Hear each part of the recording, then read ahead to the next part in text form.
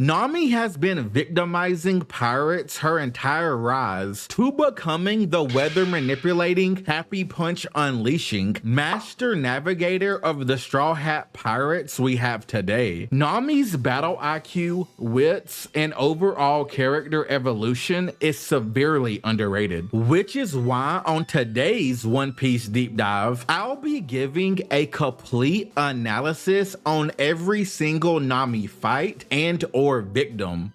Nami has been victimizing characters since the very first panel she was introduced, where she is seen tricking members of the buggy pirate crew into trying to rob her for an empty treasure chest so she could then steal their actual treasure and ship, leaving the scallywags stranded. But that's not all. Turns out she had already been setting up a lethal finishing move, using the weather itself as her personal weapon, sinking her victim's vessel into the ocean. This was possible thanks to Nami's advanced weather predicting skills. From the moment Nami was introduced, she was much smarter and wittier than most people around her. Canonically, she is the third smartest person from the East Blue. This series of events is what eventually leads Nami into meeting the Straw Hats in Orangetown, which at the time was just Luffy and Zoro. Nami spends most of this arc trying to manipulate and use Luffy because she finds it hard to believe that there is actually a thing as a good-hearted pirate. But eventually they do end up working together, and she even helps Luffy set up his final attack on the arc's antagonist, Buggy. Toward the end of the fight, Nami used her stealth skills to sneak and tie up Buggy's body parts so they can't be reattached with his powers. This ruins Buggy's revenge attack attempt on Luffy, and it also sets up the perfect chance for Luffy to send him flying. Luffy even thanks Nami for the help by saying, "Good job, Master Thief." This was one of the first times Nami shows Luffy how reliable she can be, despite not being the toughest power-wise. Now let's move on to Syrup Village. After the point where Usopp sets up an oil slick to trap Kuro's pirates, but as you'd expect, the Straw Hats end up on the wrong side of it. Nami falls right into the oil, but before she could get soaked, she grabs Zoro's shirt, which makes him fall too, and then she casually steps over him to escape. Between accidents and love punches, Nami might be the crewmate that's walked all over the others the most. And sometimes that's quite literally, like Zoro in chapter 28 and Luffy in chapter 34. Also, in a more metaphorical sense, Nami even stepped on the crew's trust during the Barate incident when she takes to go and marry along with all the treasure and just leaves. This eventually does get resolved though after the events of the Arlong Park arc. Nami doesn't get much action in this arc, given the arc itself is about her getting saved from her trauma. Therefore, let's move on so we can dive into when Nami starts getting her own major one-on-one fights, starting in Alabasta with Nami versus Miss Doublefinger. It was during this battle that Nami debuted the climb attack that Usopp built for her. At first, the weapon felt like Looney Tunes style gags in the sense that she was accidentally pulling out party tricks like flower bouquets and a boxing glove on a spring. But after realizing that the fighting moves are written on the back and understanding that the weather bubbles from the climb attack can replicate real weather effects, Nami tears her dress for mobility and locks in. She tricks Miss Doublefinger with Mirage Tempo multiple times, evades fatal blows, and manages to strike her with lightning. But this only makes Miss Doublefinger get even more aggressive. Perfect. The more hot-headed you get, the easier it is for Nami to trick you. Miss Doublefinger gets fooled by another Mirage, while Nami's foot ends up getting impaled by her sea urchin stinger. This looked so painful. But then, right after that, comes Nami's first finisher in One Piece. In chapter 193, she unleashes Tornado Tempo, as in 2 toy pigeons that wrap around Miss Doublefinger. This spins her at a high velocity and then hurls her straight through a building. And with that, Miss Doublefinger is completely knocked out. This is Nami's first one-on-one victim, and it was against a highly trained, lethal, muscled up assassin. Next, we fast forward to where we have the whole sequence in Skypiea, where Nami and Gonfall go up against 2 of Enel's divine soldiers, the brothers Hotori and Kotori, who are ruthlessly attacking Usopp and Sanji, even though they are already knocked out on the ground from a previous skirmish. To protect them, Nami strikes first with her climb attack, but Hotori absorbs the attack using a flavor dial, and then releases putrid gas to throw her off. The brothers mock her and spin around together to confuse their opponents. But while Gonfall takes out Kotori, Nami blasts Hotori into the river with her Cyclone Tempo. He somehow makes it back, but not for long, because this time Nami finishes him off using Gonfall's impact dial, even knowing that impact dials have insane kickback. This is another instance of Nami doing what needs to be done to clutch a W when her friends needed it. Now, until after Skypiea, Nami was still using the first version of the climb attack. However, in chapter 301, Usopp upgraded it into the perfect climb attack. Then it wasn't until chapter 368 that it was properly introduced, when Nami and the crew were trying to catch up to the Puffing Tom. As for what makes version 2 better, well, Usopp considered Nami's preferences and incorporated the dial technology they liberated from Skypiea, transforming the gag climb attack into a proper weapon that turned Nami into a weather wizard that could bang it out with the increasingly powerful threats the Straw Hats would encounter on their adventure to make Luffy the Pirate King. All of the perfect climb attack's offensive uses became several times stronger than they were before, making Nami much more confident in battle. Now, during Enies lobby, Nami continues to flex her cat burglar skills by stealing Kumadori's key and stalls long enough for Chopper to save her. And after she's saved, she comes in clutch for Sanji and takes on Khalifa because she knows that Sanji would rather die than to ever kick a lady. Nami versus Khalifa is her second major solo fight after the one against Miss Doublefinger and the first one with the perfect climb attack. First, Nami was at a disadvantage since Khalifa used the bubble fruit to make her body slippery and injure her. By the way, I can't remember if it's Khalifa or Khalifa. Anyway, also during this entire battle, Chopper is just rampaging around in Monster Point, adding an extra layer of chaos. This fight was crazy, just think about it. Khalifa is a trained elite government soldier with devil fruit powers, but still, the ever resilient Nami realizes water is the weakness of Khalifa's powers. So she uses her upgraded climb attack to create rainfall, which neutralizes the soap and restores her body to normal. Then in chapter 411, she uses Thunderball Tempo in conjunction with her Mirage Tempo Fata Morgana technique. This creates an attack that's nearly impossible to dodge or counter, as multiple after images of Nami along with Nami herself launch a large number of Thunderballs your way. This illusion technique also masks the real Nami's appearance, but while this attack did do damage, it wasn't enough to take out Khalifa. Nami's real finishing move happens in the very next chapter. Nami has set up a black thundercloud on the other side of Khalifa and then uses her perfect climb attack to act as a conduit that pulls a super concentrated lightning bolt right through Khalifa in one quick move. The attack is called Thunder Lance Tempo, and it's as cool as it sounds.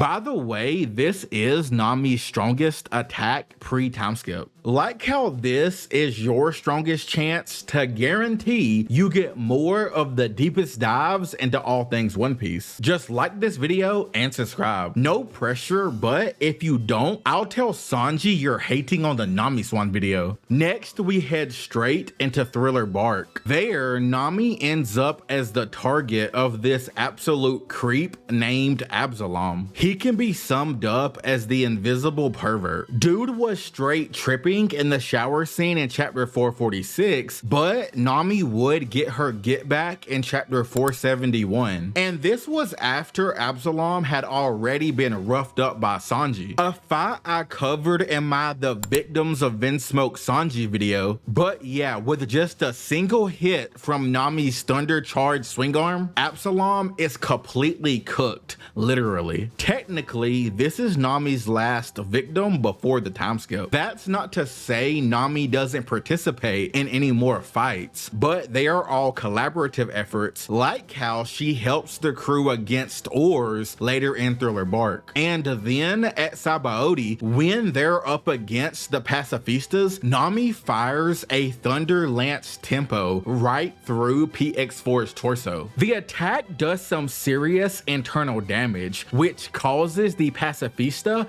to malfunction and go berserk. It was after this that Kuma sends Nami flying to Weatheria, a sky island dedicated entirely to weather science. Nami would spend 2 years further evolving her understanding of weather phenomena. By the time Nami leaves Weatheria, she had a PhD in weather science, which served to make her an even better fighter and a navigator. This is also where she upgrades her perfect Climatact into the sorcery Climatact by incorporating all the new technology and knowledge she gained on Weatheria. We saw it in action for the first time in chapter 598 when she used it on the fake Straw Hats. Nami casually creates a thundercloud as she and Usopp walk out of the bar, and when they are a safe distance away, lightning zaps the fake Straw Hats along with the entire bar. And later in chapter 640, while up against the new Fishman Fodder Brigade, Nami uses Black Ball Rain Rod to clean house, which is basically a upgraded combined version of her Thunder Lance tempo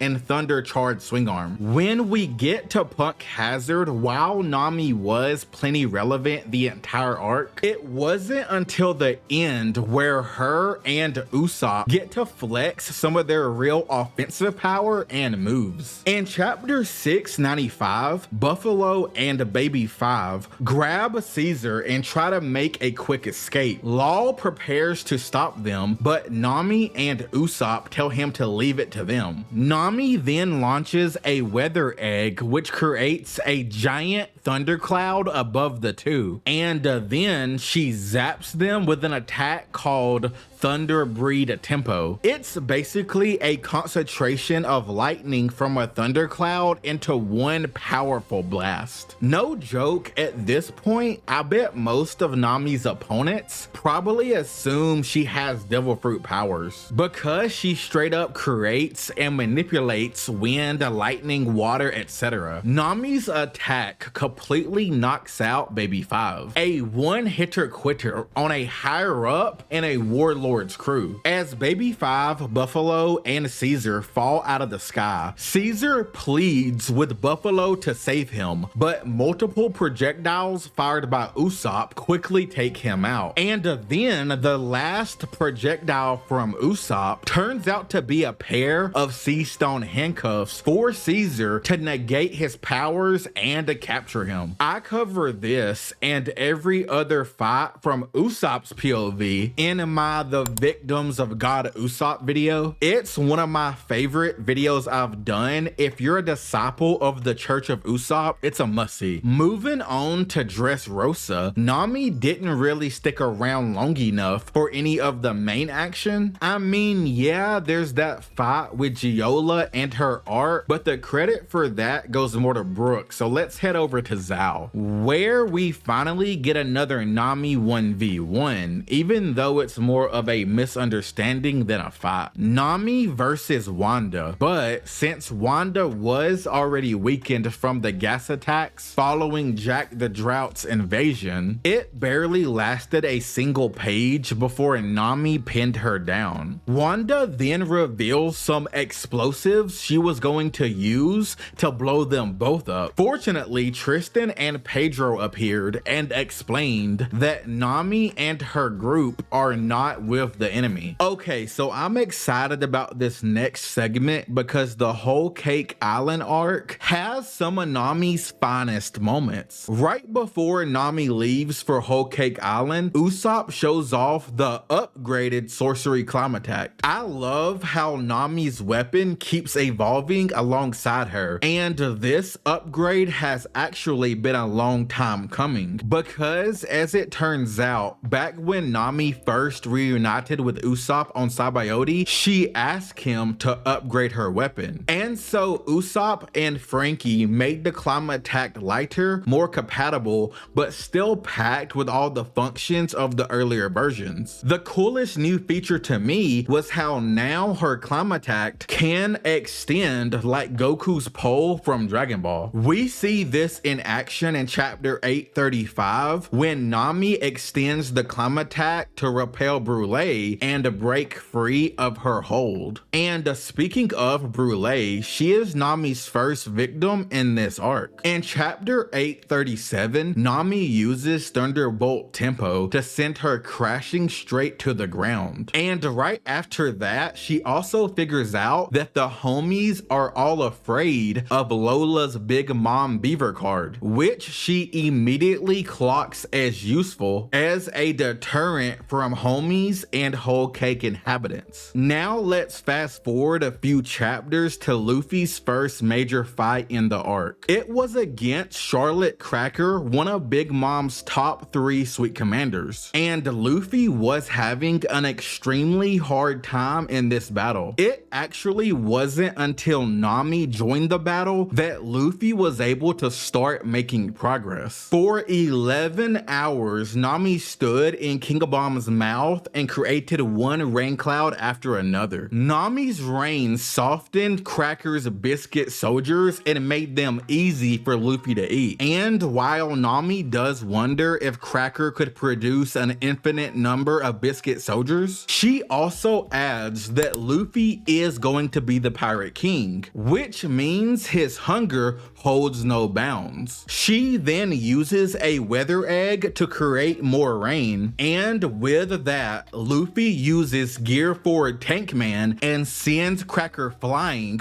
with Gomu Gomu no Cannonball. It was awesome that Nami managed to pull off a major assist that helped Luffy get his W, because it reminded me of how she assisted him against Buggy. They have both came a long way since then, and I just love how they still work great together. Nami's overall usefulness as a crewmate goes far, far beyond battle, but with that being said, it's still awesome whenever she gets to flex her power and or battle IQ. Our next situation starts in chapter 846. Right after Sanji and the Vinsmoke family leave, Nami and Luffy notice the weather suddenly shifting into a massive storm, and an entire army of Big Mom pirates appears. Nami wanted to run and hide, but of course, Luffy refused. And so she stays and fights by his side. Nami summons a large lightning bolt, but gets immediately immobilized by Charlotte Galette's butterfruit powers. And then Nami could only watch as Luffy is overpowered by the army's higher ranked members. But don't you worry, because Nami soon makes this slight L completely irrelevant, as Nami's next victim changes everything for her: Nami's acquisition of Zeus. After the Tama box explodes, the whole wedding cake fiasco heats up, and Big Mom is chasing the gang. Nami distracts Zeus with some delicious thunderclouds that make him drop Big Mom. And when Zeus accidentally eats an entire weather egg, leg, Nami uses that opportunity to summon a ridiculously potent lightning bolt. She names the attack Zeus Breeze Tempo, and this bolt zaps all the pursuing Big Mom pirates with abnormal intensity. And although Big Mom remains unharmed, the attack leaves behind a massive crater. It's the strongest attack Nami has ever used. Now fast forward to chapter 889. Big Mom summons Zeus back and along with Prometheus launches an attack on the Sunny. It's a very messy situation where Big Mom prepares to cut the entire ship in half, and even when Nami offers Zeus her thunderbolts, Zeus refuses and turns on her. Luckily, Brook steps in and slices Zeus in half before Big Mom can slice the Sunny. This causes Big Mom to lose her footing for a second. I cover Brook being the MVP of Whole Cake Island in my video, The Victims of the Humming Swordsman. Anyway, Nami uses the opening that Brook set up to send over some thunderclouds to force Zeus to discharge all of its power, which completely engulfs Big Mom in a massive blast of lightning. Brook then brings a smaller and weakened Zeus back to the ship. Nami then gives the Cloud Homie a choice: either serve her or die. Which brings me to a question. Is Nami the cat burglar stealing a Yonko's power one of the biggest flexes in One Piece? Let me know in the comments what you think. But as deadly as these Zeus powered attacks have been, what if I told you that in Wano, Nami pulls out an even more powerful move that immediately knocks out almost everyone at the scene? In chapter 936, when Nami accidentally disrobes in the bathhouse, a fully amped up happiness punch is unleashed that levels all the men watching with a Conqueror's Haki-like aura blast. When it comes to Wano,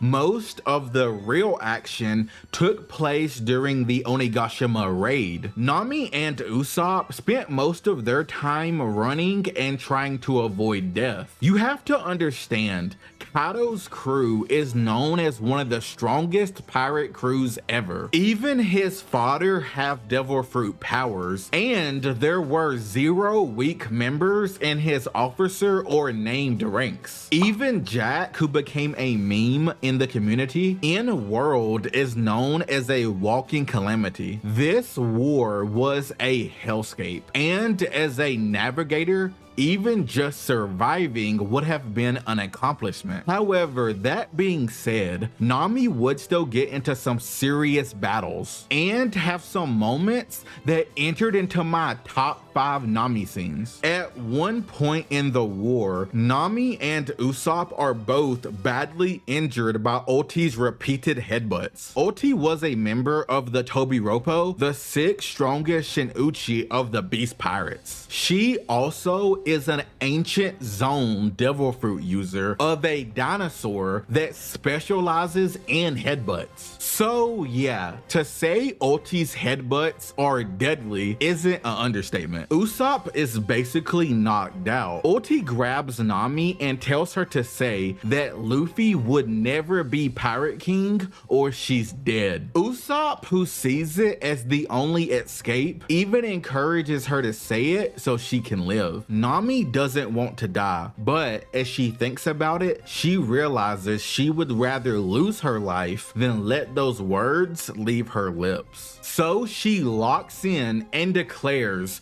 that Luffy would never stop until he's king of the pirates. Then Tama suddenly appears, which saves Nami, and later Big Mom one-shots page 1 after hearing Tama's story. But in chapter 1012, after Ulti slaps Tama, both Nami and Big Mom are simultaneously enraged. And what's crazy is that before Big Mom can even act, Nami has already struck Ulti with lightning. She follows it up with Tornado Tempo. Ulti dodges and comes for Nami's forehead. But this is where Big Mom blasts Ulti away with Major Cannon. Now by chapter 1013, Zeus Zeus is all sad and depressed because on one hand, Big Mom has already replaced him with Hera, and on the other hand, Nami is ignoring him because after he ran back to Big Mom, she made it clear in chapter 988 that their friendship was over. Big Mom notices Zeus lingering around and tells him he's no longer needed, and then tells Hera to eat Zeus and consume his soul. This causes our cloud homie to get very emotional, and even though Nami doesn't forgive him, he decides to make it up to her by using his last moments to attack Big Mom and help Nami escape. But Big Mom easily grabs him and drains much of his soul, which leaves Zeus weak enough for Hera to devour. Nami tries to release black lightning balls to power Zeus back up, but he's too far gone. Hera chomps down on both him and Nami's Climattact, but due to Zeus's soul being out of his body, it is absorbed into the Climattact rather than Hera. This causes him to manifest in the Climattact itself and greet Nami. At about the same time, Ulti is back and furious. Nami swings her Zeus-infused Climattact at her, and Zeus reveals he can now shapeshift into various weapons. Usopp then hits Ulti with a plant attack in an attempt to immobilize her so Nami can finish her off. Then Nami powers up Zeus with a storm cloud, and as Zeus prepares for the attack, he states, "I am the mighty Zeus, right arm of Nami, prepare for pain," which I thought was so cool and important